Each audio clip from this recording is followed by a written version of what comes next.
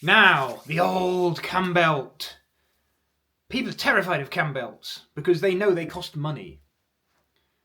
But I advise you, if your car is due a cambelt, go and get it replaced. Because if you do not get it replaced, it can be an engine rebuild or a new engine. And that is far more expensive than having a cambelt replaced. Now, there's two types of engines, normally. There's a non-interference and an interference engine. A non-interference engine, when the valve is open and the piston is down, they don't touch. Now, when a valve is down and the piston comes up because your cambelt breaks, they won't meet. So one comes down, one comes up. In a non-interference engine, they do not meet, they will not touch.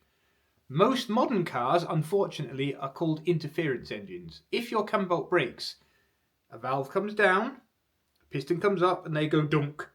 And you punch a hole in the piston, you bend the valve, or you bend a conrod.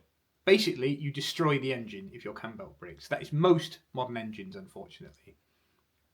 So, again, if you haven't done your cambelt and you don't know when it's due, and there's no history, you're living on borrowed time. This can happen anytime because rubber belts deteriorate, they crack, they strip, they wear out. If you don't know, there's any chance that your engine's going to grenade itself and you're unaware of it. So it's quite important. Now, not all vehicles have cambelts, rubber belts. Manufacturers tend to use rubber belts because they are cheaper and they get all the maintenance afterwards. Every 60,000 miles, you go in and get it replaced. They get that business, so they like that. Other vehicles have cam chains.